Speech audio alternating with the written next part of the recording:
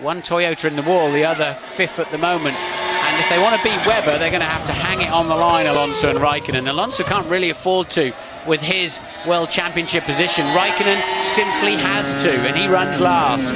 Alonso then 3 times on the front row of the grid this season, twice pole, also started third. He's been pretty consistent himself in qualifying, and he needs all of his skills. He's a 1.5 tenths almost up on Webber in sector 1. Is this going to be a lap where it's all neat and tidy, apart from just a little bit of conservatism when he hits the beach, which is the Tabac corner, through 48, down along the seafront, underneath what used to be the Lowe's Hotel, goes Fernando Alonso, tremendously committed on a single lap. Into the chicane, picking up plenty of curb, and now we ride on board with the World Championship leader. Just 23 years of age. How much of a wide margin does he give to Samuel? He seemed to drop his right wheels into it. He wasn't taking any prisoners through there, was he? 4.5 tenths faster than Webber. This is a superlative lap from Fernando Alonso. He's kept his head, he's kept his nerve.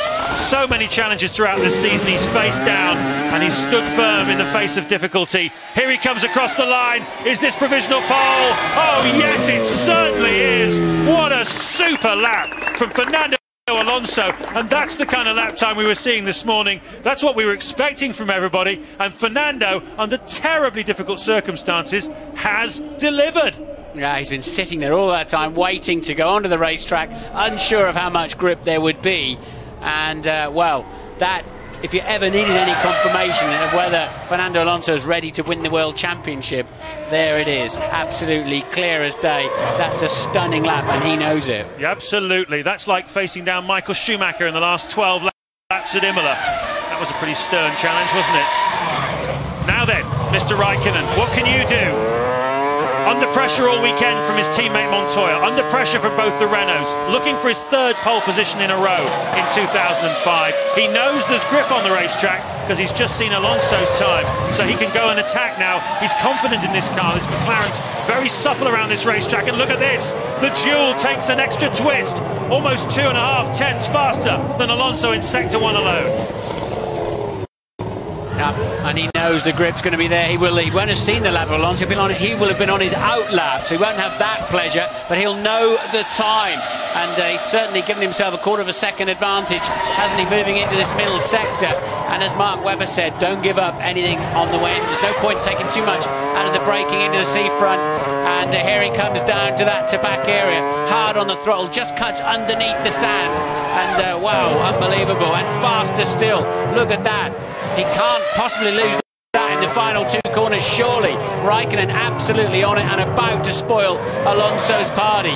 What an answer to the brilliant lap of Fernando Alonso. Kimi Raikkonen, is this provisional pole for him?